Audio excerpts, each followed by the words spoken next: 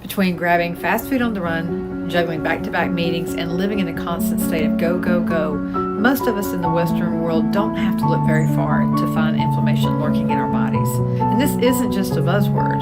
More and more research is linking chronic low-grade inflammation with some of today's biggest health issues. I mean, things like diabetes and heart disease and other chronic conditions.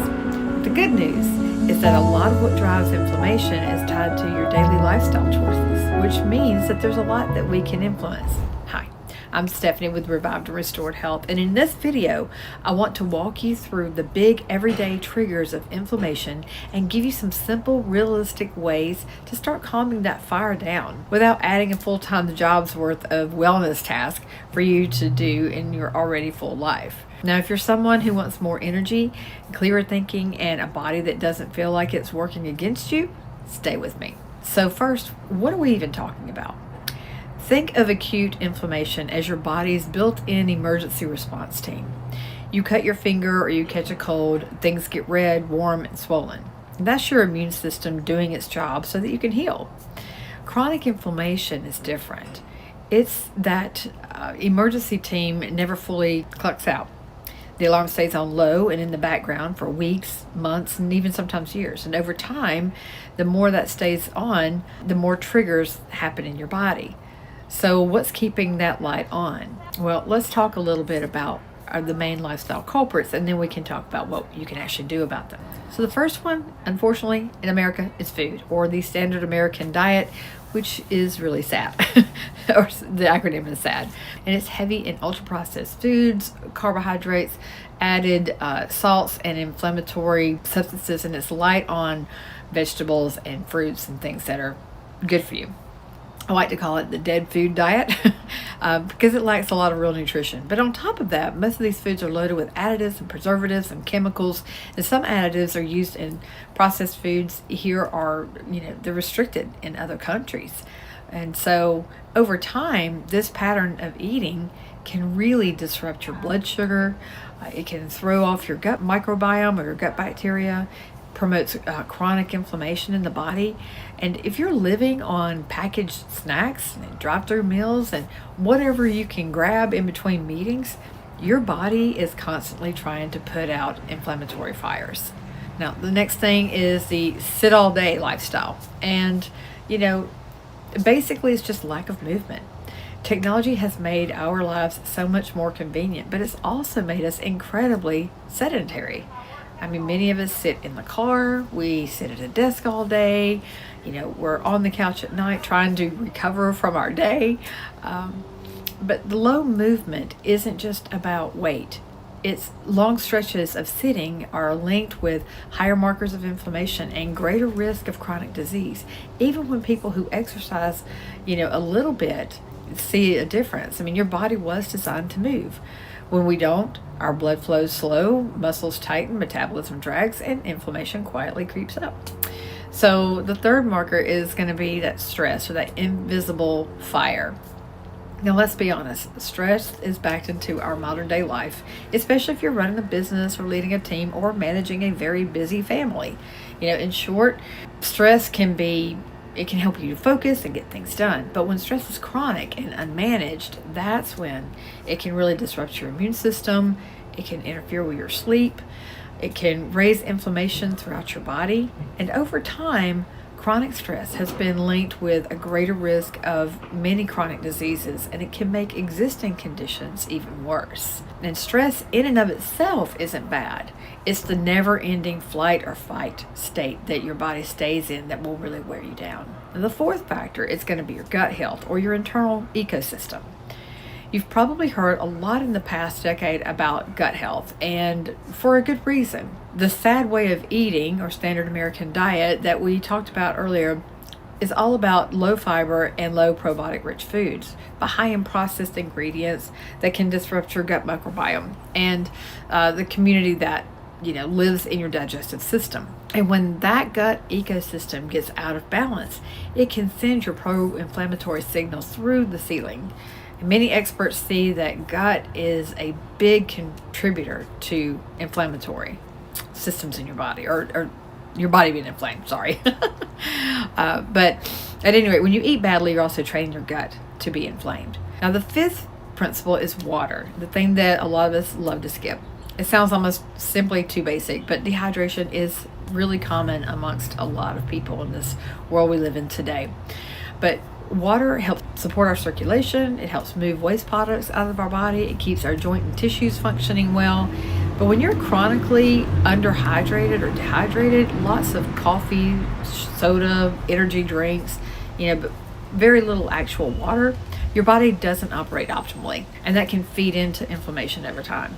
So sometimes the things that make the biggest difference are the boring basics that we blow past, honestly. But the sixth one is probably going to be your environmental toxins and parasites.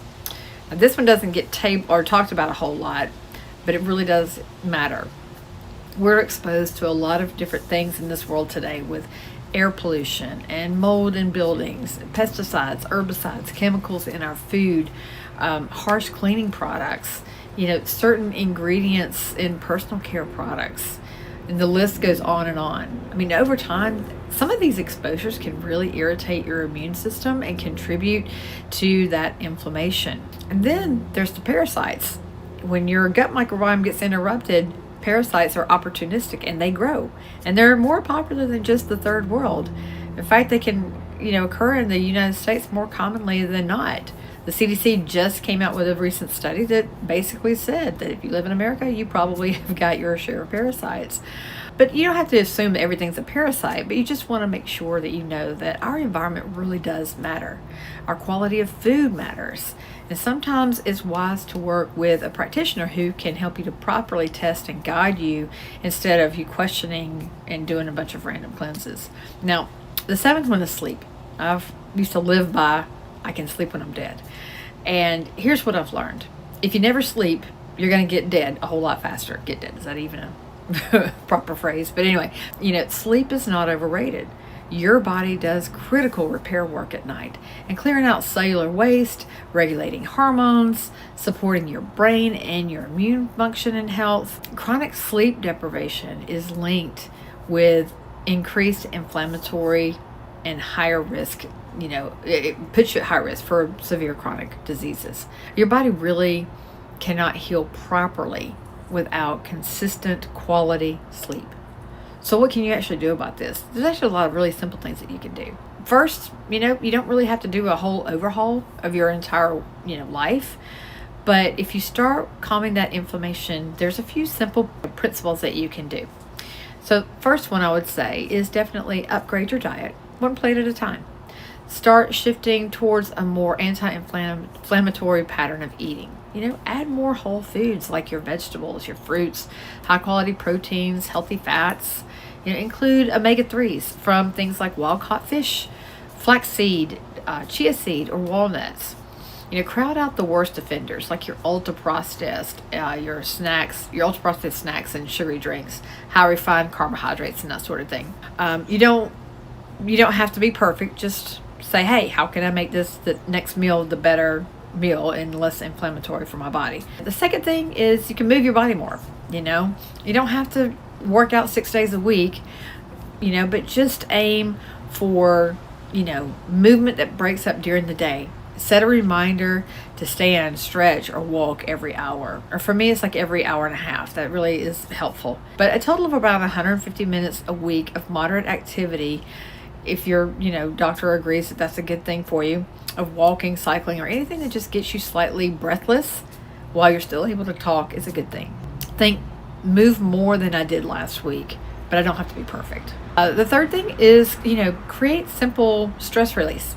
So you can't necessarily get rid of stress, but you can create pressure valves.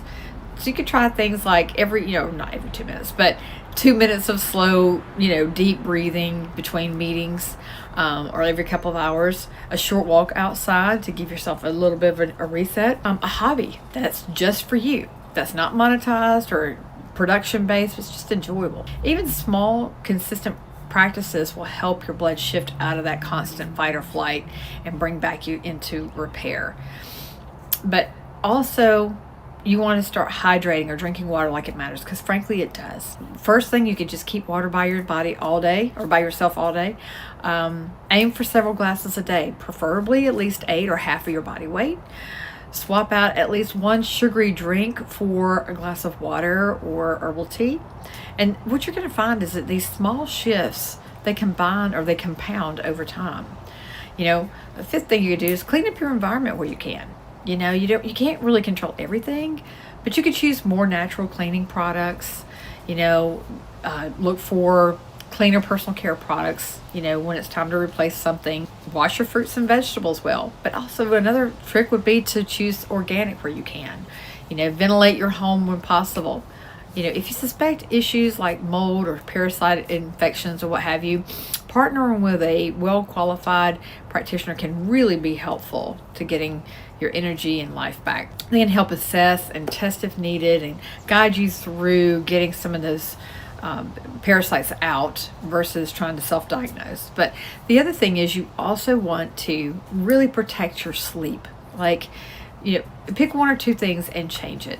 Aim for a constant bedtime and wake time most days, or create a short wind down routine, like by dimming your lights or what have you. Say no screen time an hour before bed, or you can, park them a little bit further away from your bed. Don't sleep with them right next to you.